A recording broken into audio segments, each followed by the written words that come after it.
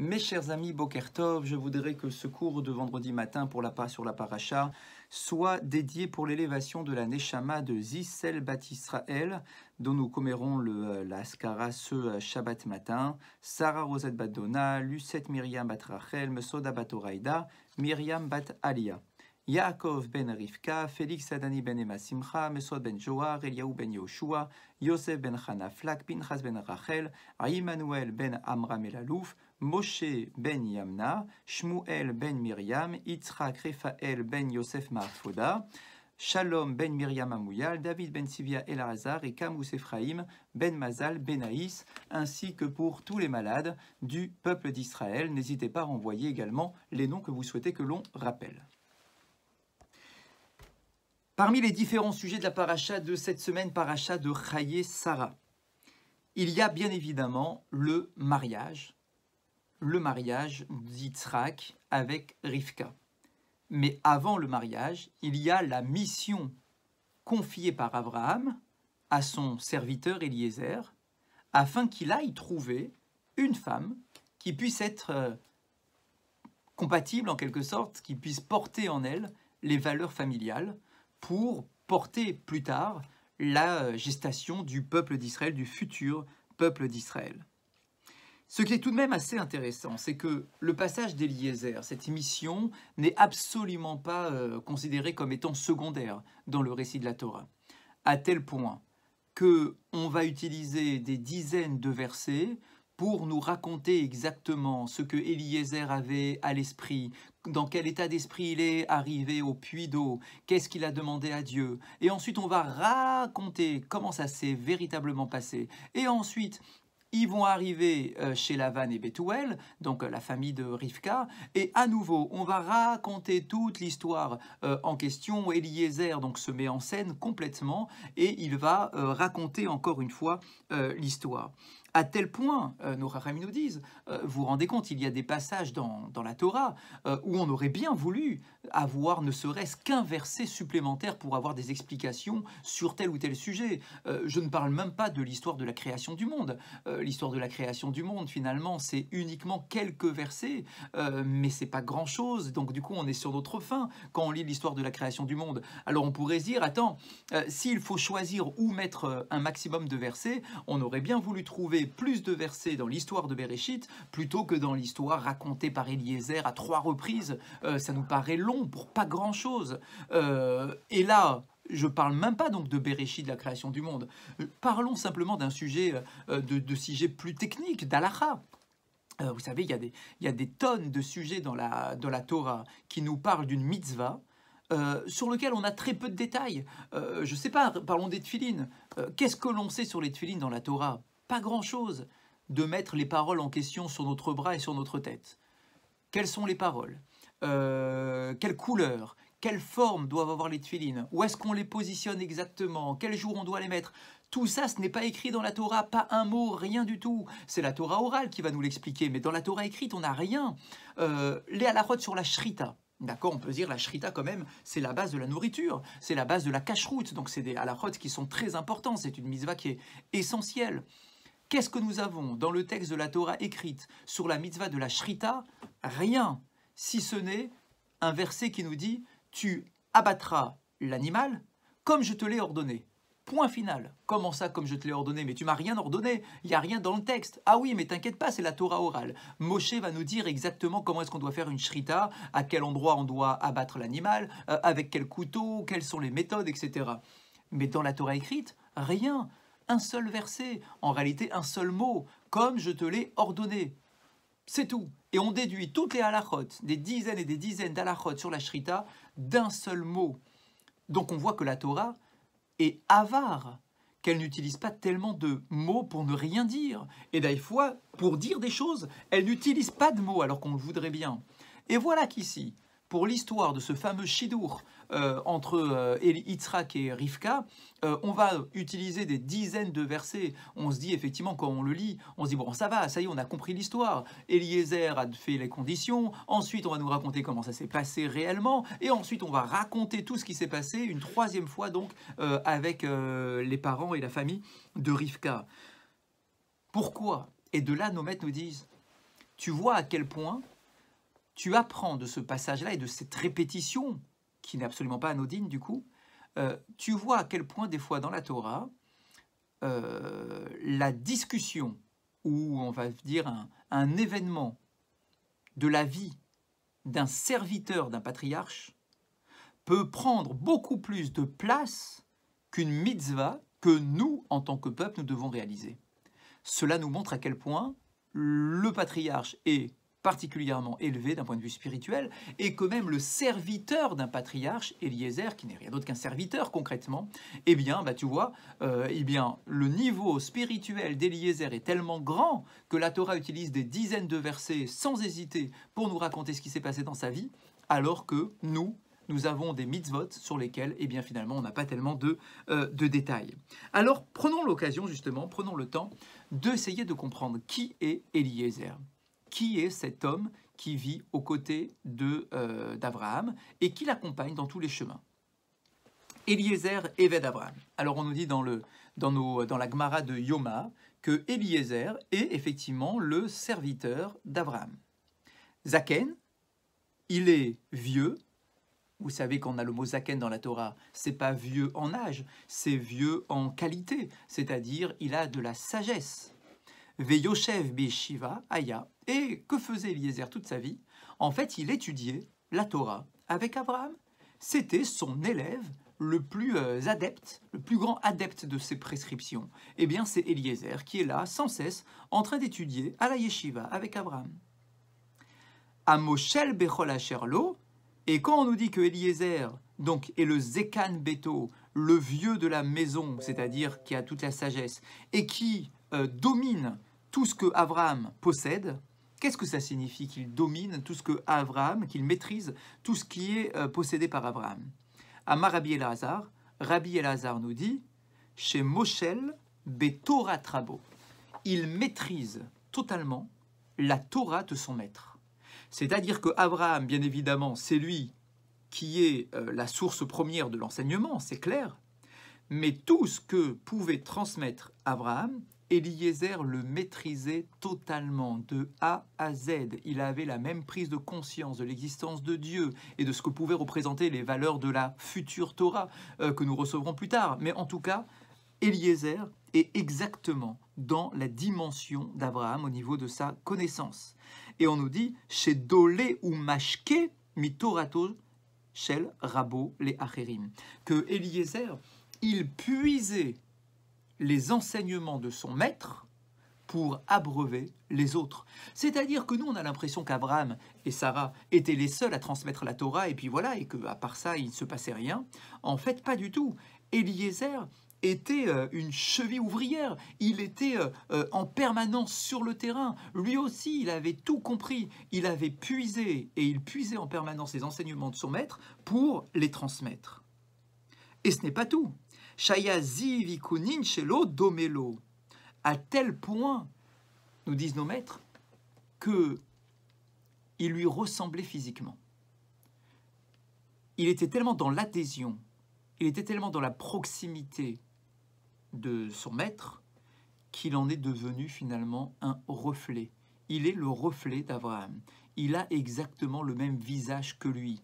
Est-ce que c'est physique ou est-ce que c'est plutôt la splendeur du visage? Bien évidemment, la splendeur spirituelle du visage d'Eliezer est exactement la même que celle d'Abraham Avinu.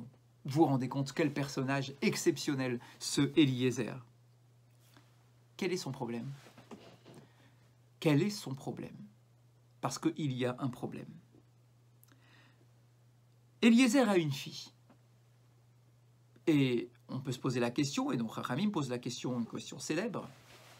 Si Eliezer a une fille et qu'il passe son temps avec Abraham, donc Abraham sait que son serviteur a une fille. Qui plus est, cette fille a le même âge qu'Yitzhak.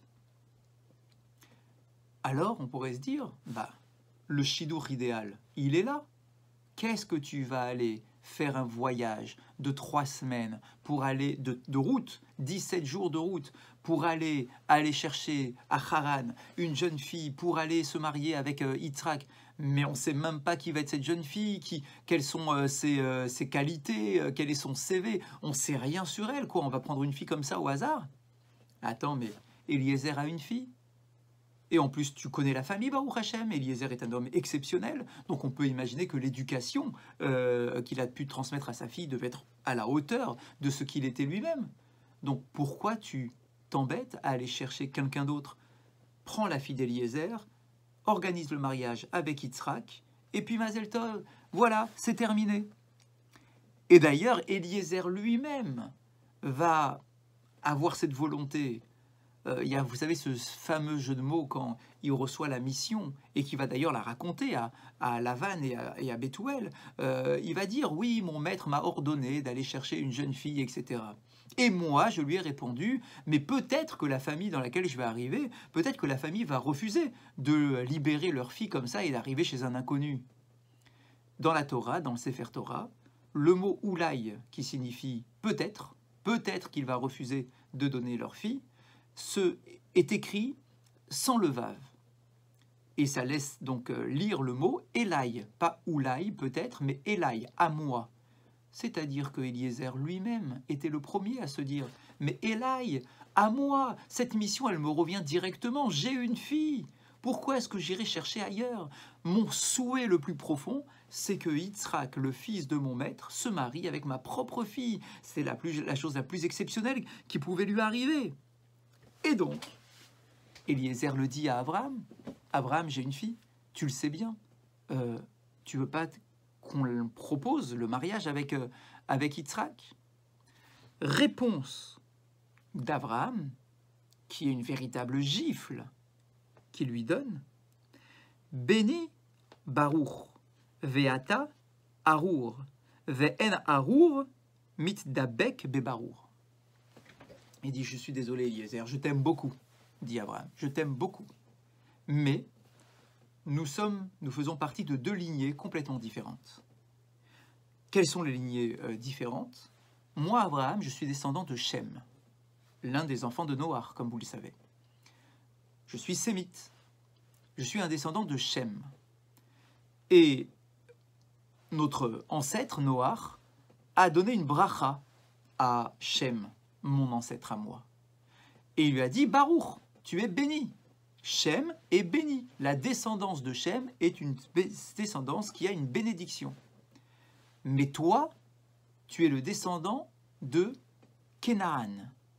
Kénaan qui est lui-même le descendant de Cham. Cham, un autre fils de Noach, qui lui, malheureusement, a été maudit par son père. Je vous rappelle que Cham est celui qui a vu, qui s'est moqué de la nudité de son père après le déluge, lorsque Noach s'est enivré. Et Noach, en cuvant son vin, s'aperçoit de ce qui s'était passé et il prononce a priori une malédiction à son fils Cham en lui disant « Arour, Kénaran, tu es maudit, toi et ta descendance. » Donc on nous dit, Abraham dit à Eliezer, « Je suis désolé, je te connais, tu as une Torah exceptionnelle, tu es un homme exceptionnel, mais mon fils fait partie d'une lignée qui a une bénédiction, ta fille fait partie d'une lignée qui a une malédiction, et donc du coup, le béni ne peut pas s'allier avec la malédiction. C'est impossible. Donc je ne peux pas prendre ta fille pour le mariage. » C'est terrible. On va essayer de le comprendre, mais c'est terrible quand on le lit comme ça, de prime abord. Que va-t-il se passer? Eliezer accepte la mission tout de même. Bon degré d'abnégation tout de même. Il accepte la mission et il y va. Il va chercher une jeune fille.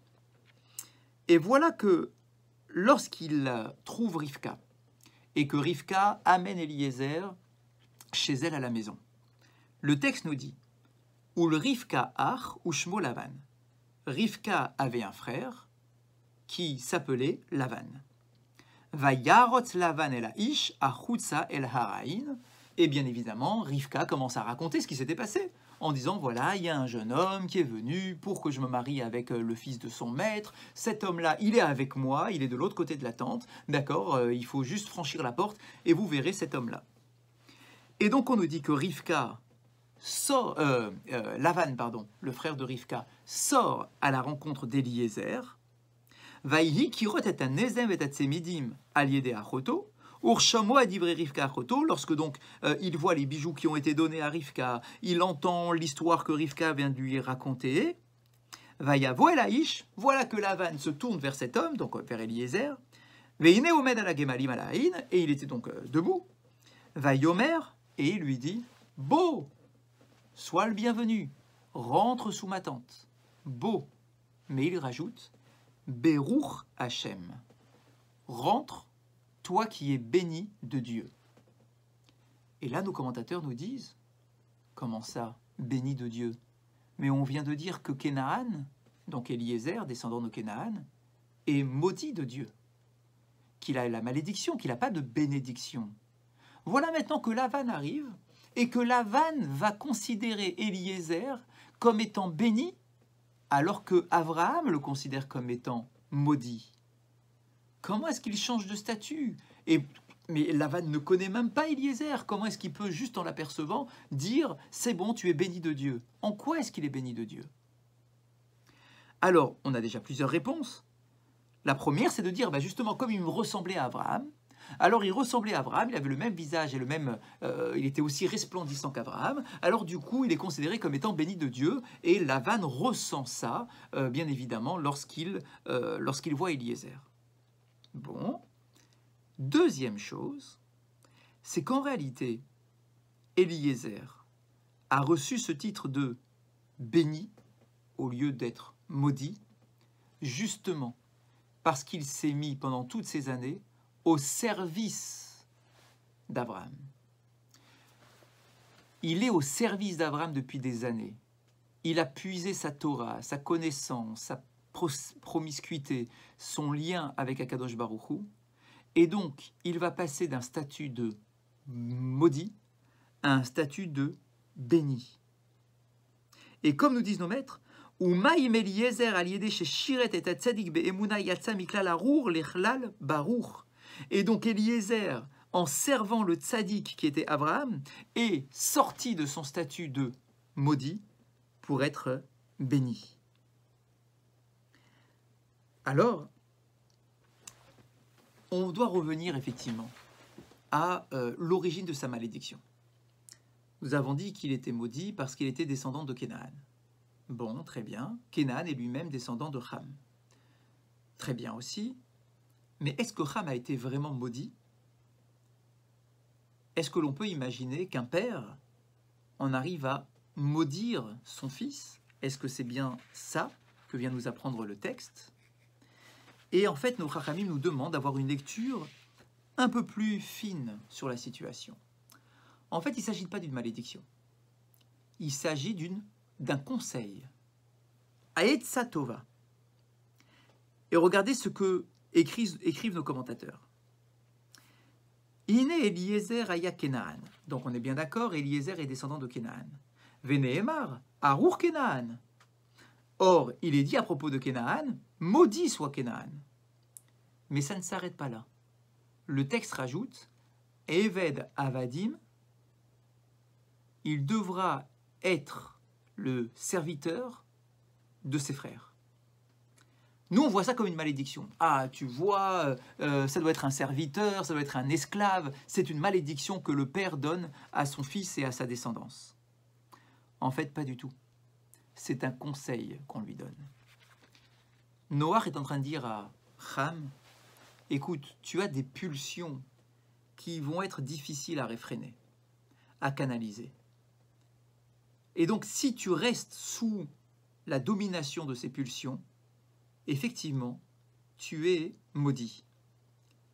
La malédiction étant finalement une déconnexion de la spiritualité.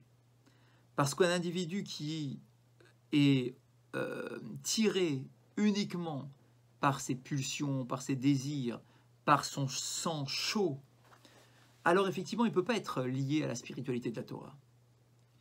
Mais Noach lui dit, Mais j'ai quand même un conseil à te donner, une solution. Si tu canalises cette énergie, cette impétuosité,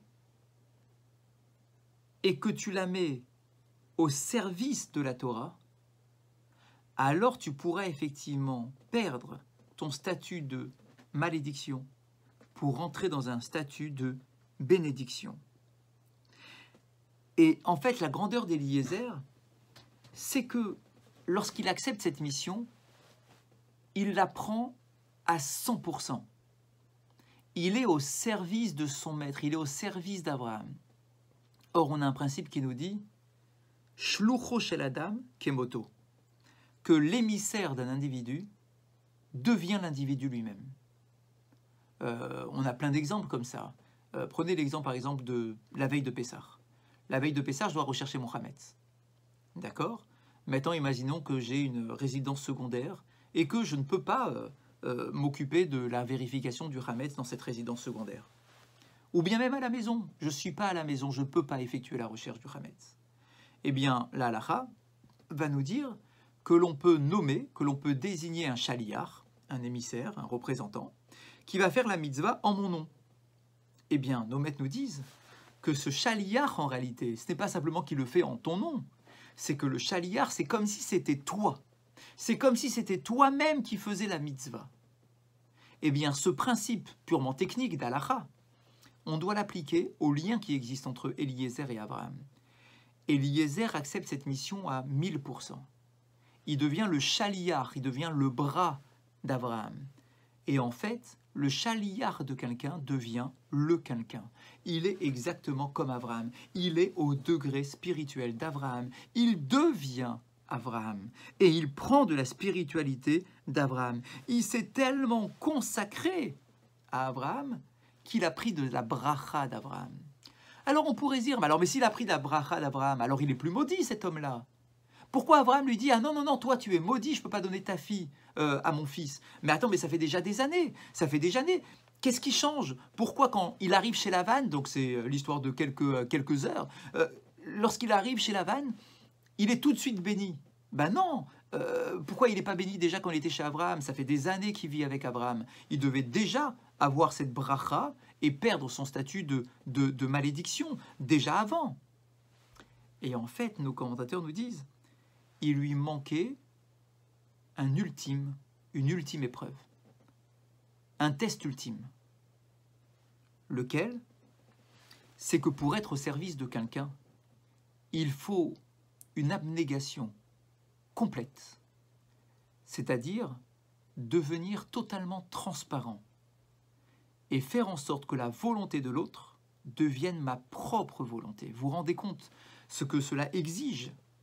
Imaginez, nous, on n'arrive absolument pas à faire une chose pareille. Parce que nous, on se dit, mais attends, mais j'existe, moi aussi j'ai mon opinion, je ne vais pas me soumettre à la volonté d'un autre, etc. Eliezer, pendant des années, il vivait avec Abraham. Et vraiment, c'était son ombre. C'était son ombre et c'était son visage, comme on l'a dit. Mais en fait, il manquait encore un cran supplémentaire. Et le cran est le suivant. Est-ce que tu vas accepter, alors que tu as une fille, d'aller réaliser cette mission en mon nom à moi, Abraham, et en montrant encore avec une force puissante ton degré d'abnégation? Si tu arrives à ce point à annuler tes propres désirs, tes propres volontés, alors là, c'est bon. Tu seras vraiment considéré comme étant mon éved, mon serviteur, pas dans le sens négatif, dans le sens noble du terme. Tu seras mon double. Tu pourras accéder au titre de Baruch. Et n'oubliez pas que Eliezer part pour réaliser sa mission en recevant une gifle. Parce que Abraham lui renvoie la figure en lui disant « Mais non, ça fait des années que tu vis avec moi, mais sache que tu es toujours dans la catégorie de malédiction. » Quel homme accepterait, alors qu'il a passé des années au service de son maître et qu'il a découvert toute sa Torah, les mêmes enseignements, et qu'il s'est sacrifié pour son maître, quel homme accepterait, après des années, et au dernier moment, une fois tu peux prendre ma fille tout de même, qu'il prenne une gifle à ce point-là. Il aurait très bien pu dire, allez, c'est bon, c'est terminé, je prends mes affaires, je m'en vais. C'est terminé, quoi? Après toutes ces années, tu me considères que je suis encore un maudit? Il aurait pu tout abandonner, il aurait pu tout lâcher, tout, en une seconde. La grandeur d'Eliezer, la grandeur de cet individu, c'est que malgré tout, il accepte le reproche, mais ce n'est pas un reproche en fait, c'est le constat prononcé par son maître, et lui dit, ok, ça ne sera pas ma fille, je l'accepte pleinement parce que je suis à ton service, et que je sais que c'est toi le tzaddik, et je vais réaliser cette mission de la manière la plus complète possible, avec toute ma conviction, et en m'annulant complètement, ma propre volonté. Et donc il fallait attendre cette mission qu'il manquait encore, cette épreuve supplémentaire pour Eliezer.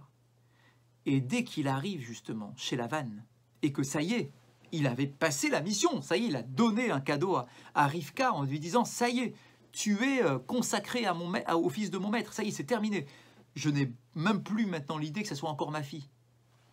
Lorsqu'il arrive à manifester ce comportement exceptionnel, immédiatement après, Lavan lui dit, waouh, toi, tu es de la lignée de la bénédiction et non plus de la malédiction. C'est Lavan qui va le constater en premier. À quel niveau on peut effectivement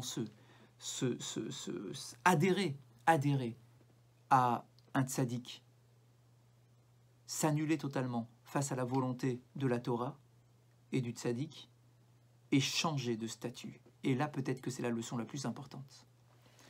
Dans notre existence, rien n'est définitivement fermé d'un point de vue spirituel.